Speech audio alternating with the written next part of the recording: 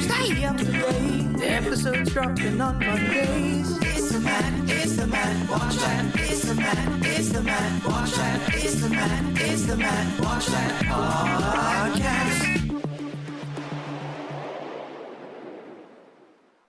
Welcome to the Matt Watch That podcast, the place for reviews, rants, and randomness. I'm your host, Matt Seroski, filmmaker, film fan. Each episode, I'm going to watch a movie or TV pilot that I probably should have seen but never got around to. It could be a recent favorite, critic's choice, or cult classic.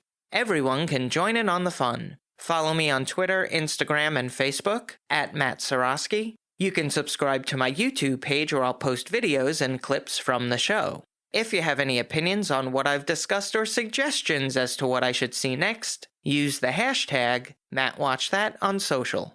Before we start, I wanted to kick off February by celebrating Black History Month, so this episode is focused on movies, television, music, and other forms of entertainment that feature African American artists. I've always loved stand-up comedy, and I think some of the most cutting-edge and influential have come from the African American community. Dave Chappelle, Red Fox, Moms Mabley, Chris Rock, Dick Gregory, Kevin Hart, Nipsey Russell, Whoopi Goldberg, Eddie Griffin, Flip Wilson, Patrice O'Neal. But in the 80s, a new generation of stand-ups were emerging, led by Eddie Murphy. His impressions of Buckwheat, Mr. Robinson, and Gumby on Saturday Night Live became pop culture staples. Then, in 1982, he made his big screen debut in 48 Hours, followed by Trading Places in 83, and Best Defense and Beverly Hills Cop in 84.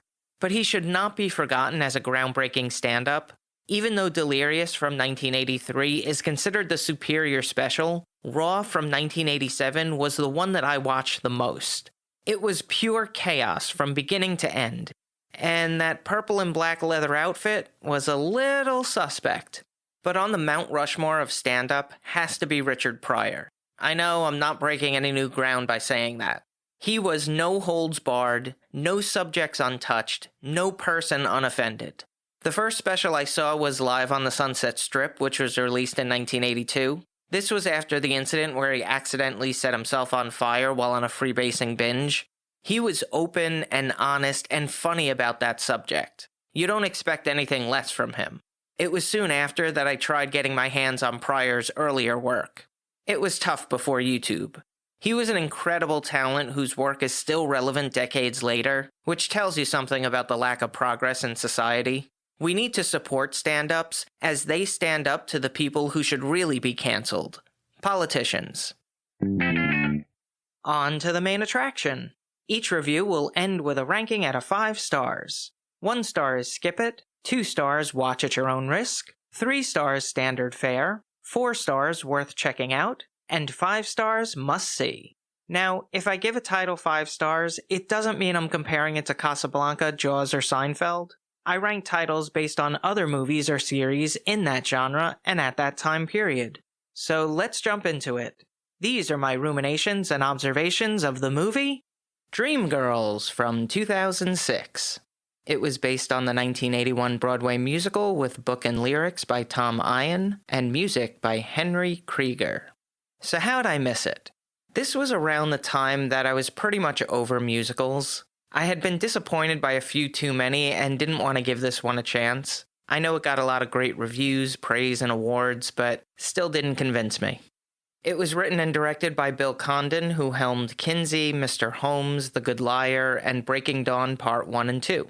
He also wrote the screenplays for Chicago, The Greatest Showman, and won a Best Writing screenplay based on material previously produced or published for Gods and Monsters.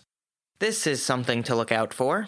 Jaleel White, Steve Urkel from Family Matters, has a cameo appearance as a theater manager in the opening scene.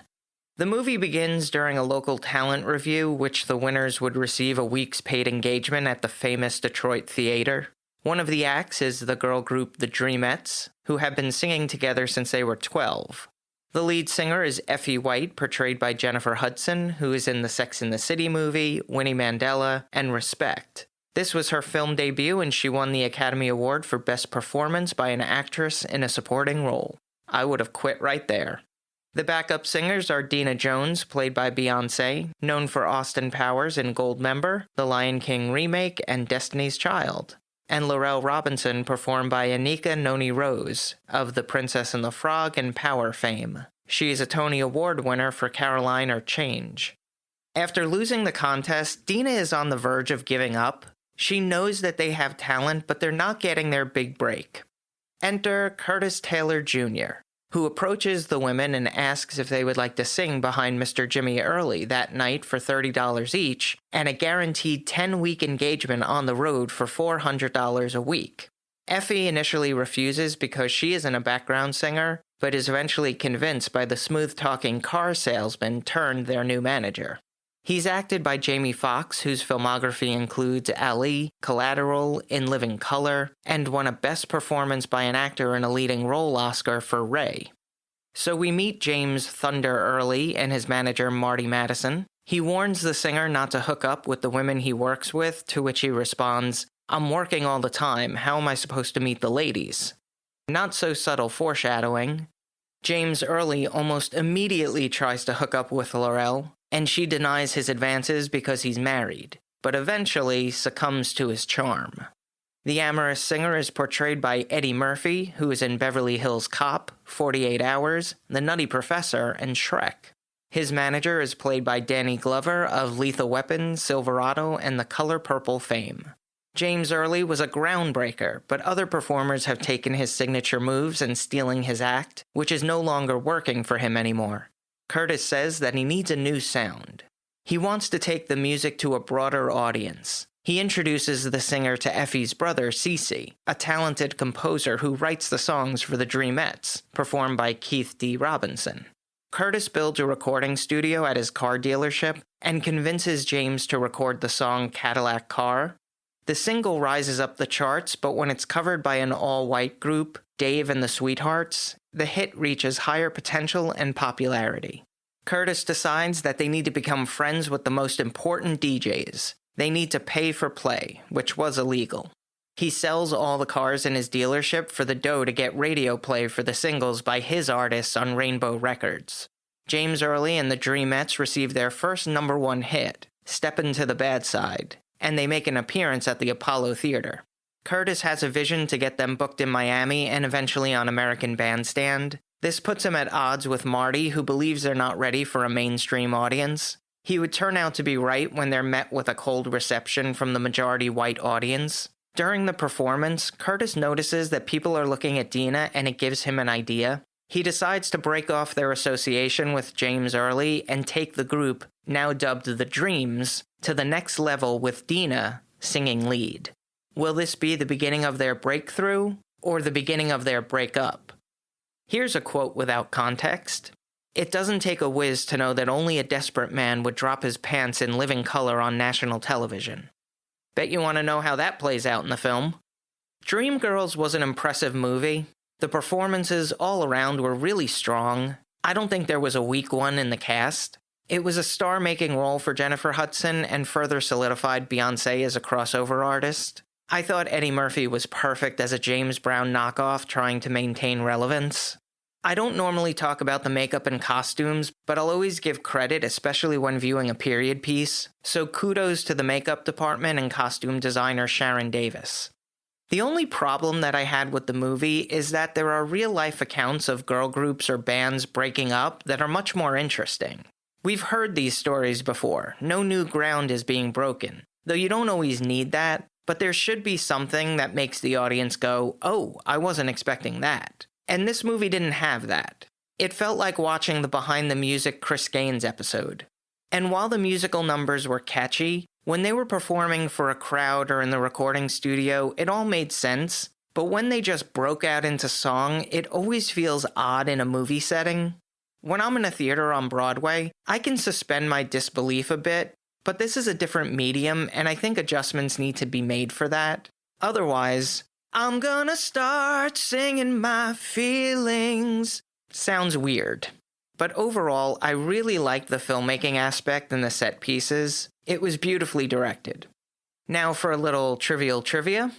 The movie has been in developmental hell since the mid-'80s, and artists attached to it were Spike Lee, Joel Schumacher, Howard Ashman, Whitney Houston, and Lauryn Hill.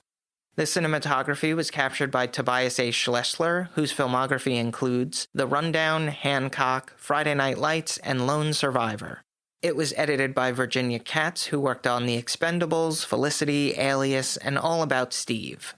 The score was composed by Stephen Trask, who wrote the music for Hedwig and the Angry Inch, The Savages, and Little Fockers. 4 new songs were composed for the film, with music by Henry Krieger and lyrics by Scott Cutler, Ann Previn, Saida Garrett, Willie Reel, and Beyoncé. Now, I'm not familiar with the Broadway show, so I couldn't tell you what the new songs were versus the originals. I think it's a compliment to the songwriters that they could make these additions so seamlessly. But the music is the star of the film. All of them had such great grooves. Any of them would fit perfectly on Motown Records in 1960. The runtime is 2 hours, 10 minutes. I know I normally complain about runtime, but most musicals in the theater are 2.5 hours with a 15-minute intermission, so I'm happy with the length here. It had a budget of $80 million and grossed $155 million at the box office. It was nominated for 8 Oscars at the 2007 Academy Awards, winning 2.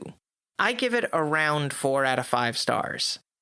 I'm glad I saw it, but will it go into rotation as a movie I have to see again? Probably not. I would be interested in seeing a reprisal on Broadway, though. If you've seen Dreamgirls and have opinions on the movie, let me know what you think using the hashtag #MattWatchThat. Moving right along. Each episode, I'm going to post clips that I think people should watch. It could be movie trailers, music videos, interviews, or something completely random. Search for my YouTube page and there will be a playlist called Matt Watch That Playback. For people in my generation, I think we know Darlene Love best as the wife of Sergeant Murtaugh from the Lethal Weapon movies. In fact, I had no idea that she was even a singer prior to seeing her in those films. But she's had a very interesting career. She started singing at a very young age and was soon a protege of producer Phil Spector. She provided uncredited lead vocals on the songs He's a Rebel and He's Sure the Boy I Love that were attributed to the Crystals. In 1963, she recorded and released her most famous song and my favorite holiday classic, Christmas, Baby Please Come Home, which was featured over the title credits in Gremlins. And for as long as The Late Show with David Letterman was on the air, each year before they went on holiday break, she would come on and sing the song. Another Christmas song written by Steve Van Zandt, All Alone on Christmas, was featured in Home Alone 2 and Love Actually. Throughout the 70s and 80s, she was a sought-after vocalist, contributing her talents to songs by Bill Medley, Sam Cooke, Elvis Presley, the Ronettes, and the Beach Boys. Part of her story was told in the documentary 20 Feet from Stardom about the experiences of background singers. She is certainly iconic and has an incredible voice, and was inducted into the Rock and Roll Hall of Fame in 2011, finally being recognized for her contributions to music. I've selected a couple of clips that'll be available in the Matt Watch That Playback playlist on YouTube. Check it out. Now it's time for the recommendation. Yes, that's the word recommendation with Matt in the middle. I'm going to end each podcast with my own recommendation of a movie or TV series. Today I'm talking about In Living Color, co-created and starring Damon and Keenan Ivory Wayans, alongside their siblings Kim, Sean, and Marlon, as well as Tommy Davidson, Jim Carrey, Kim Coles, Jamie Foxx, David Alan Grier, Kelly Cofield, and Takia Crystal Kima. Now, I was never a religious watcher of sketch comedy series. The first one I remember seeing was The Carol Burnett Show. I was a huge fan of hers through the movie Annie, where she played Miss Hannigan, but that series was before my time. I'm just a bit of an old soul and would watch reruns on TBS. Then in the early 90s, Saturday Night Live had a group of performers emerging and creating memorable sketches. Dana Carvey, Mike Myers, Chris Rock, Julia Sweeney, Rob Schneider, Chris Farley, Ellen Cleghorn, David Spade, Adam Sandler, Victoria Jackson, Tim Meadows, Norm Macdonald. It was a pretty good time to watch that show. But my favorite was In Living Color. I'm not sure if it was the catchy theme song, the neon colors, the Fly Girls, but I was hooked. What I liked most about the show was that they always seemed to push the envelope with their sketches. It had more social commentary, a lot more biting and risque than SNL. It was way over the top too. It's incredible to think that in only 5 seasons, the amount of output between the unforgettable characters and one-liners that continue to resonate today. Head Detective, Homie D. Clown, Fire Marshal Bill, Men on Film, Wanda. I remember seeing outtakes from a music video parody of Gypsy Woman by Crystal Waters that Kim Waynes did. It was called My Songs Are Mindless, and I can't tell you how that stuck with me for 30 years. There are parts I still recite verbatim today. It's such a groundbreaking show that if it were to air today, Twitter would try to get it canceled every other episode. In Living Color was on for 5 seasons, 127 episodes from 1990 to 1994. It won the Primetime Emmy Award for Outstanding Variety, Music, or Comedy Series. That's all for this edition of Matt Watch That. Thanks for listening to me babble. You can follow me on Twitter, Instagram, and Facebook at Matt Seroski. You can subscribe to my YouTube page where I'll post videos and clips from the show. If you have any opinions on what I've discussed or suggestions as to what movie or TV pilot I should see, use the hashtag MattWatchThat on social. Head over to mattseroski.com for the latest news and updates, and come back next time for all the reviews, rants, and randomness.